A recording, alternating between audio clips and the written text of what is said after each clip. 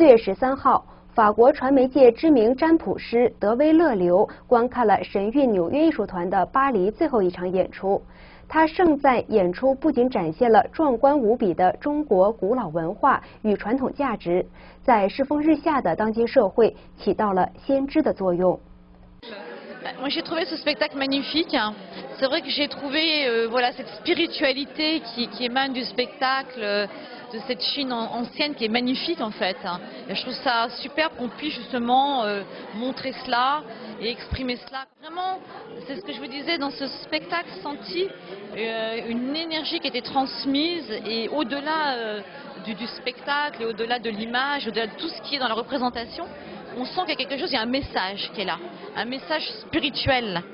Et moi j'ai vraiment senti cette énergie voilà, de l'unité, du beau, voilà, cette grande force quelque part, de cette énergie en effet universelle du Bouddha. De toute façon, je ne suis pas dans une religion, je suis dans une voie spirituelle et une unité spirituelle. Et pour moi le Bouddha et quelque part le Christ sont dans la même énergie. C'est l'énergie de l'amour universel et de la transmission de l'amour inconditionnel. Et le Bouddha, il a un véritable message à faire passer. Et je pense qu'il est en train pour moi voilà, de nouveau d'incarner vraiment, de reprendre une place importante dans le monde, dans l'univers.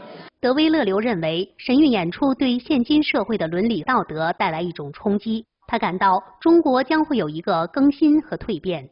Je pense qu'en fait, là aujourd'hui, on est dans un grand bouleversement de la conscience humaine, et je pense qu'on va retourner vraiment vers cette énergie, de cette unité, de cette harmonie, de cette énergie du cœur quelque part. Et j'ai retrouvé dans ce spectacle cette énergie qui est transmise. C'est comme si pour moi c'était un spectacle un peu avant-gardiste.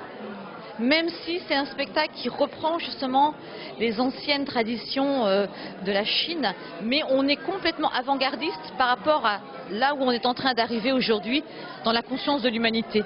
Ah oui, c'est magnifique ça. C'est vraiment le renouveau total, la transmutation, et je pense que ça va amener justement quelque chose de nouveau sur la Chine. Je pense qu'il y a des choses qui vont aussi sur la Chine justement basculer. Au niveau de la façon dont la Chine est aujourd'hui, il va y avoir un gros basculement. Et du coup, pour moi, ça représente vraiment cette transformation, cette transmutation pour aller vers une nouvelle Chine. C'est quelque chose que je ressens comme ça. Et je pense que les anciennes valeurs, les anciennes traditions vont reprendre leur place quelque part dans une nouvelle Chine.